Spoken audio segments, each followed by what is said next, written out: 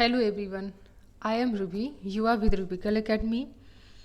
ये बायोलॉजी की practice series 9 है और ये टीजीटी, पीजीटी, जीआईसी, नीट इन सभी एग्ज़ाम के लिए ये एक प्रैक्टिस सीरीज़ है। तो अगर अभी तक आपने चैनल को सब्सक्राइब नहीं किया है तो कर लीजिए, क्योंकि इस प्रैक्टिस सीरीज़ से आपकी प्रिपरेशन काफ़ी बेस्ट हो जाएगी और आपका काफ़ी ज़्यादा रिवीजन होगा। ठीक, तो 1 मिनट, जस्ट 1 मिनट।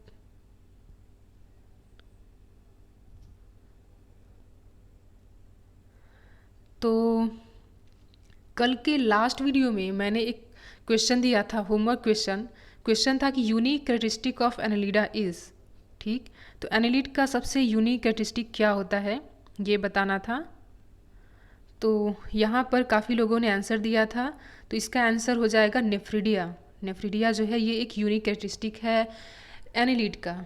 ठीक, ये याद रखना है। तो ठीक है, जिन्होंने आंसर दिया था उनका सही आंसर है अगर उन्होंने नेफ्रिडिया आंसर दिया था। ठीक, अब चलते हैं आगे के क्वेश्चन पे, जो कि आज का पहला क्वेश्चन होगा। पहला क्वेश्चन है, testis occur in the earthworm in the segment. ठीक, तो अर्थवॉर्म के किस सेगमेंट में टेस्टिस पाया जाता है। ठीक, तो अर्थवॉर्म का जो 10 और 11 सेगमेंट होता है, 10वां और 11वें सेगमेंट में टेस्टिस पाया जाता है। ठीक, ये याद रखना है। और जो 13 वाला सेगमेंट होता है उसमें ओवरी पाया जाता है। ओवरी 13 वाले सेगमेंट में पाया जाता है।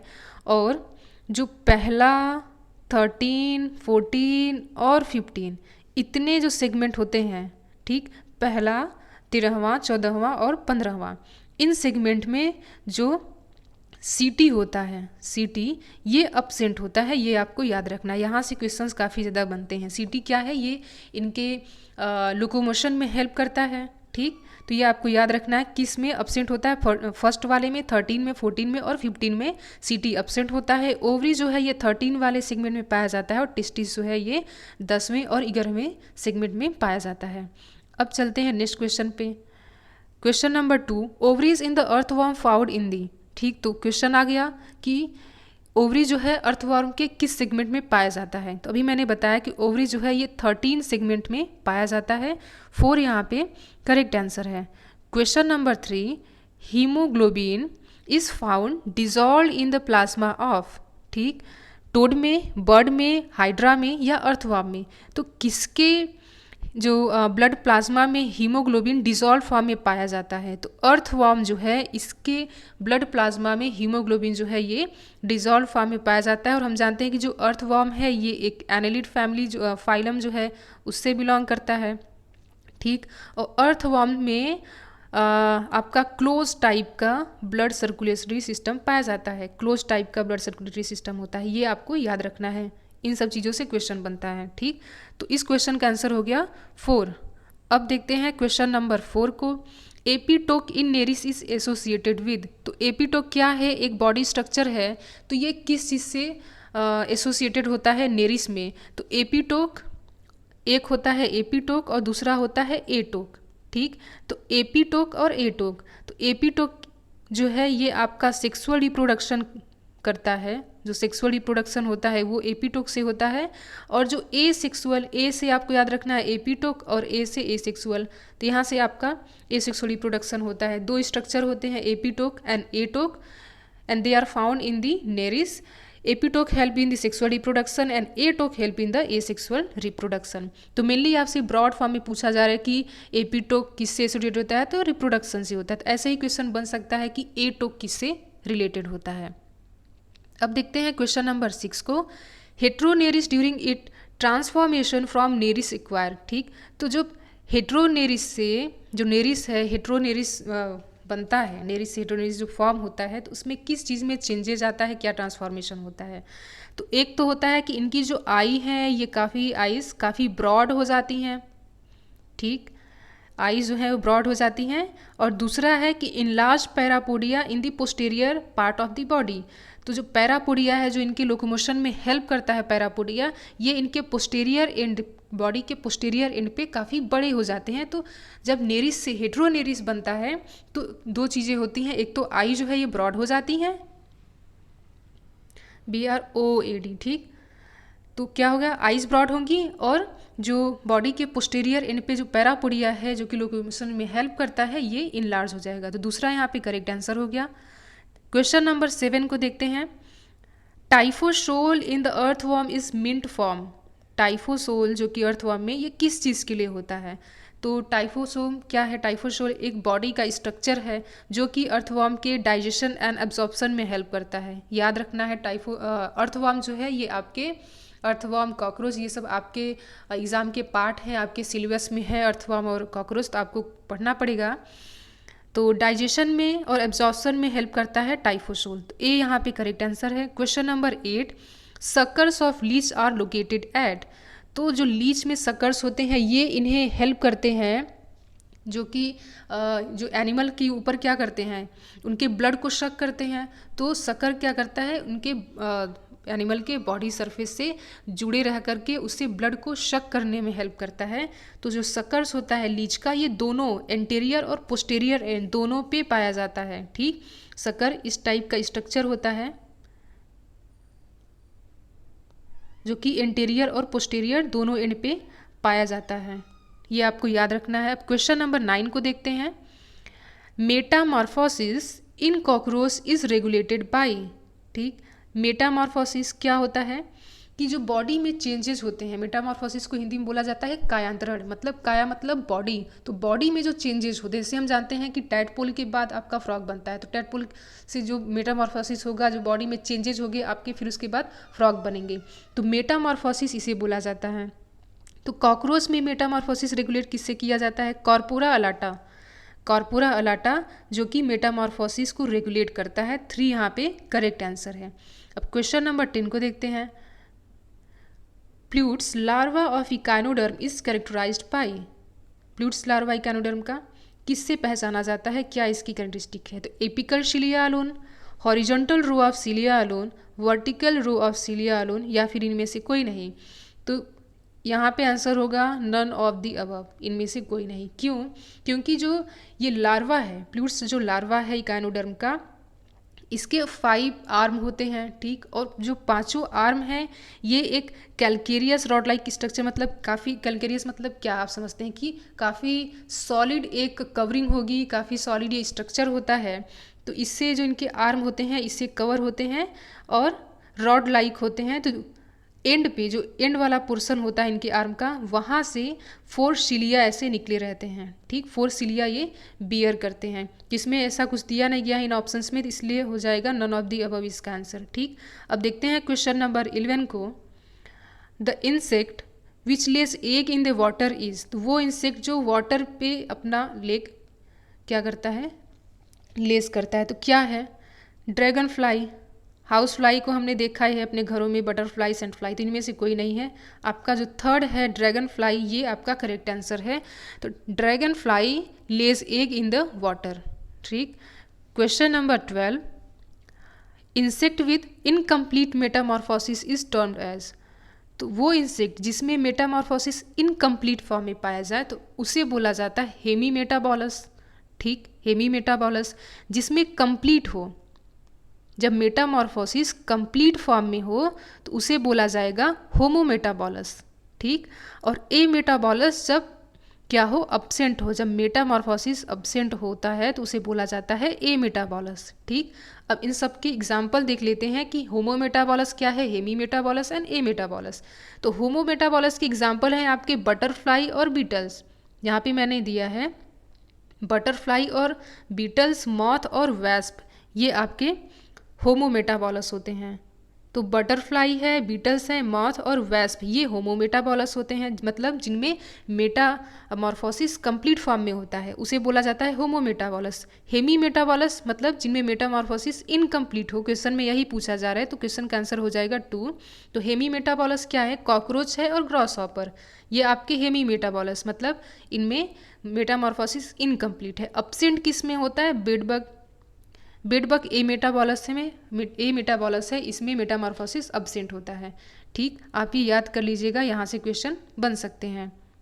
Question number 13, hormone helping in insect Metamorphosis is. तो वो हार्मोन जो इंसेक्ट के मेटामॉर्फोसिस में हेल्प करता है वो क्या है?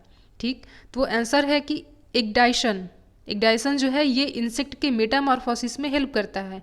और जो थायरॉक्सिन हार्मोन है ये आपका जो टैडपोल होता है उसके मेटामॉर्फोसिस में हेल्प करता है। टैडपोल के मेटामॉर्फोसिस में हेल्प करता है thyroxine hormone, and ecdysone hormone help in metamorphosis of insects.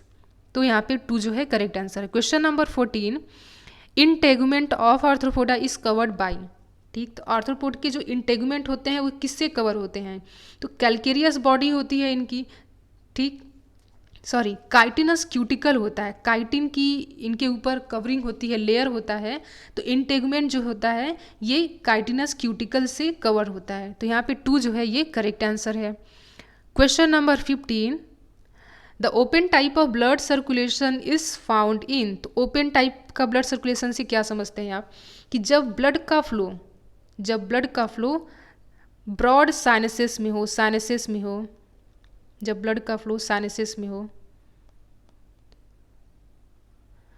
का फ्लो साइनसेस में होता है, स्पेलिंग आप देख लीजिएगा, हो सकता है मिस्टेक हो। साइनसेस में जब ब्लड का फ्लो होता है, मतलब जब ब्लड का फ्लो ब्रॉड कैविटी जो होती हैं, ट्यूब जब हो, उनमें जब ब्लड का फ्लो होता है तो उसे बोला जाता है open type. And close type जब ब्लड का फ्लो वेसल्स में हो, तो उसे बोला जाता है क्लोज टाइप। ठीक, तो अब देखते हैं किस में ओपन है और किस में क्लोज टाइप का ब्लड सर्कुलेशन पाया जाता है। तो जो टैडपोल है और लीजर्ड, इनमें क्लोज टाइप का ब्लड सर्कुलेशन होता है, और पूछा जा रहा है। और अर्थवॉर्म में भी होता है, मैंने पिछले क्वेश्चन में बताया। तो अर्थवॉर्म, टोड और लीजर्ड, इनमें क्लोज टाइप का ब्लड सर्कुलेशन होगा, और जो कॉकरोच है इसमें ओपन टाइप का ब्लड सर्कुलेशन होता है। तो ये आपको याद रखना है, क्वेश्चन का आंसर हो जाएगा cockroach. Question number 16, respiratory siphon is found in the larva of. किसके लार्वा में रेस्पिरेटरी साइफन पाए जाते हैं? तो रेस्पिरेटरी साइफन मेनली एक ऐसा स्ट्रक्चर है, बॉडी स्ट्रक्चर, जो कि रेस्पिरेशन में हेल्प करता है।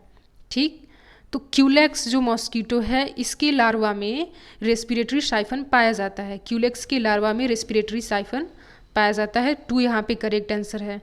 Question number 17, commonest crustacean larva is. तो सबसे कॉमनेस्ट क्रस्टेशियन लार्वा क्या है?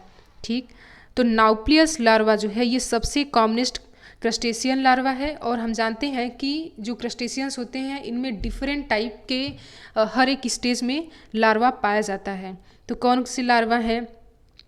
अमीला है, प्रोटोजोई है और जोई है। ठीक, तो जोई जो है ये आपका क्रैब में पाया जाता है, जो क्रैब में लार्वा होता है वो जोई होता है। ठीक, तो आपको याद रखना है कि सबसे कॉमनेस्ट लार्वा क्या है? Nauplius larva. अब आगे देखते हैं। Fagara silk is produced from cocoon of.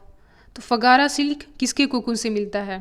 ठीक, तो आपका आंसर है एटिकस एटलस से फगारा सिल्क मिलता है। ठीक, तो ये आपको याद रखना है, और सबका याद रखना है कि मुगा सिल्क किससे मिलता है, और जो डिफरेंट टाइप की सब सिल्क हैं वो सब किससे मिलती हैं। तो एटिकस एटलस से आपका फगारा सिल्क मिलता है। क्वेश्चन का आंसर है 3। Question number 19, spiders and scorpion are included in class. Spider and scorpion को किस क्लास में रखा गया है? ठीक, तो इन्हें एरेक्निडा क्लास में रखा गया है। ये आर्थ्रोपोड हैं और क्लास इनका क्या है? एरेक्निडा। ठीक, याद रखना, क्वेश्चन का आंसर है 2। एरेक्निडा क्लास में स्कॉर्पियन एंड स्पाइडर्स को रखा गया है। ये सब टीजीटी, पीजीटी, DSSB के TST और आपके UPSC, इन सब एग्ज़ाम के ये आए हुए प्रीवियस ईयर क्वेश्चंस हैं। तो ये आपका एक रिवीजन क्लास है, एक प्रैक्टिस सेट है। ठीक, तो आप ज़रूर से चैनल को सब्सक्राइब कीजिए, क्योंकि ये लास्ट टाइम चल रहा है एग्ज़ाम का। तो रिवीजन इस टाइम पे क्वेश्चंस को सॉल्व करना काफ़ी ज़्यादा ज़रूरी बन जाता है। रेडुला क्या है? रेडुला किस चीज़ से रिलेटेड है? तो ऑर्गन ऑफ डाइजेशन इन पाइला। ठीक, पाइला में जो डाइजेशन होता है वो रेडुला से होता है। रेडुला क्या है? एक बॉडी का एक ऑर्गेनाइजेशन है, एक सिस्टम ऐसा है जिससे डाइजेशन होता है। तो ये आपकी पाइला में पाया जाता है। क्वेश्चन का आंसर है फर्स्ट। क्वेश्चन नंबर 20, 1 मिनट, हाँ तब तो क्वेश्चन 27 क्वेश्चन हो गए, आज 2 बार 20 लिख दिया। Respiratory pigment in mollusc is. Mollusc में रेस्पिरेटरी पिगमेंट क्या है? ठीक, तो हीमोसाइनिन, मोलस्क में रेस्पिरेटरी पिगमेंट आपका हीमोसाइनिन है, और हीमोसाइनिन जो है इसकी वजह से इनके ब्लड का कलर जो है वो ब्लू कलर का होता है।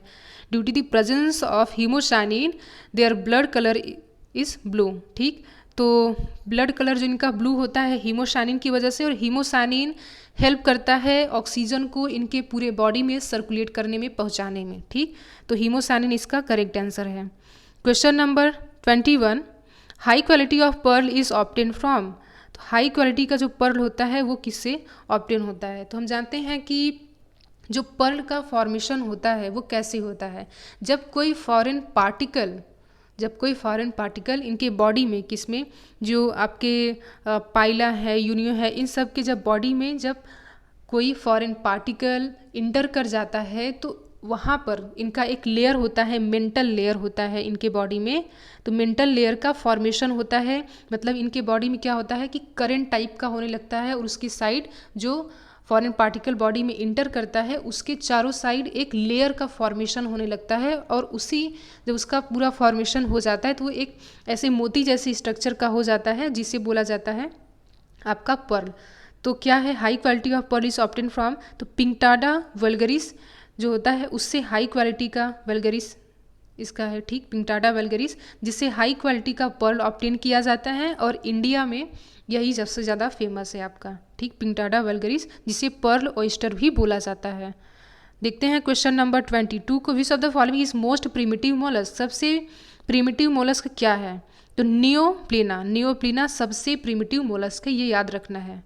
ठीक, देखते हैं क्वेश्चन नंबर 23 को, characteristic feature of phylum echinoderm is. तो इकाइनोडर्म के जो फाइलम है इकाइनोडर्म, उसका सबसे कैरेक्टरिस्टिक फीचर क्या है, मेन फीचर क्या है? तो water vascular system, haemal system, और एक होता है प्रोहीमल सिस्टम। ये हीमल है, एक होता है प्रोहीमल सिस्टम। तो ये तीन इनमें सिस्टम होते हैं। तो वाटर वेस्कुलर सिस्टम जो कि मेनली वाटर का यहाँ पे ट्रांसपोर्ट होता है, ठीक, और हीमल और प्रोहीमल सिस्टम जो कि ब्लड का सर्कुलेशन करते हैं। हीमल और प्रोहीमल ये ब्लड सर्कुलेशन करते हैं, ठीक, ये आपको याद रखना है। यहाँ से भी क्वेश्चन बन सकता है, hemal and prohemal help in blood circulation and water vascular system help in circulation of, जो कि इनमें लोकोमोशन होता है वाटर वेस्कुलर सिस्टम के थ्रू, और इसी के थ्रू जो फूड पार्टिकल्स हैं ये गैदर करते हैं वाटर वेस्कुलर के थ्रू। तो यहाँ पे जो 3 है ये करेक्ट हो जाएगा। तो इनका मेन फीचर क्या है? वाटर वेस्कुलर सिस्टम और हीमल सिस्टम। अगर प्रो हीमल दिया होता तो वो भी आपका इसमें इंक्लूड हो जाता। तो यहाँ पे तीसरा करेक्ट आंसर है। अब क्वेश्चन नंबर 24 को देखते हैं, मेड्रेपोराइट इज एसोसिएटेड विद। तो मेड्रेपोराइट किससे जुड़ा हुआ है? ठीक, तो वाटर वेस्कुलर सिस्टम से जुड़ा हुआ है मेड्रेपोराइट, वाटर वेस्कुलर सिस्टम। तो इनके बॉडी के जो होते हैं, जो इकाइनोडर्म है, इनके बॉडी के डॉर्सल सरफेस पे कुछ प्लेट लाइक स्ट्रक्चर पाए जाते हैं जिसे बोला जाता है मेड्रेपोराइट। और मेड्रेपोराइट में क्या होते हैं? छोटे छोटे होल होते हैं जो कि हेल्प करते हैं वाटर को बॉडी में एंटर करने के लिए। ठीक, तो ये आपका आंसर हो जाएगा वाटर वेस्कुलर सिस्टम। और कहाँ पे पाए जाते हैं मेड्रेपोराइट? बॉडी के डॉर्सल सरफेस पे। Question number 25, primary host of echinococcus granulosus is. तो इकाइनोकॉकस ग्रैनुलोसस का प्राइमरी होस्ट क्या है? तो इसका प्राइमरी होस्ट डॉग होता है, और क्या होता है? कैट होता है, और क्या होता है? शिप होता है, और ह्यूमन। ये इतने इसके प्राइमरी होस्ट होते हैं। ठीक, डॉग, कैट, शिप और ह्यूमन, ये इकाइनोकॉकस ग्रैनुलोसस के प्राइमरी होस्ट होते हैं। तो यहाँ पे 2 जो है ये करेक्ट आंसर हो जाएगा। अब देखते हैं क्वेश्चन नंबर 26 को, जो कि आज का लास्ट क्वेश्चन है, और ये आपके लिए होमवर्क क्वेश्चन है। इस क्वेश्चन का आंसर आप लोगों को कमेंट बॉक्स में बताना है कि इस क्वेश्चन का आंसर क्या होगा, और आपके कितने क्वेश्चन सही हुए हैं। आज तो 26 क्वेश्चन हो गया, इसे इंक्लूड करके 27 हो जाएंगे। तो 26 में से आपके कितने क्वेश्चन करेक्ट हुए हैं ये भी आपको बताना चाहिए। और आपको अगर ये टेस्ट सीरीज़ डेली चाहिए, आपको अच्छा लग रहा है, आप चाहते हैं कि ये टेस्ट सीरीज़ आपके एग्ज़ाम तक ऐसे ही चलता रहे एकदम बढ़िया तरीके से, तो आप इस चैनल को सब्सक्राइब कीजिए और भी लोगों के साथ शेयर कीजिए ताकि और भी लोग जुड़ सके, ताकि पढ़ाने में और ज़्यादा मज़ा आए। और आपको क्या चेंजेस चाहिए, अगर आपको कोई चेंज चाहिए इस वीडियो में अगर आप चाहते हैं तो वो भी आप बता सकते हैं, ज़रूर बताइएगा। तो लाइक शेयर एंड सब्सक्राइब करना मत भूलिए, शेयर ज़रूर कीजिए, सब्सक्राइब नहीं किया है तो वो भी कीजिए। वीडियो को देखते ज़रूर हैं लेकिन लाइक नहीं करते हैं, ये मेरी शिकायत है, तो लाइक भी कीजिए वीडियो को, ताकि ऐसे ही आपको डेली ये प्रैक्टिस सीरीज मिलती रहे। So thank you so much for today.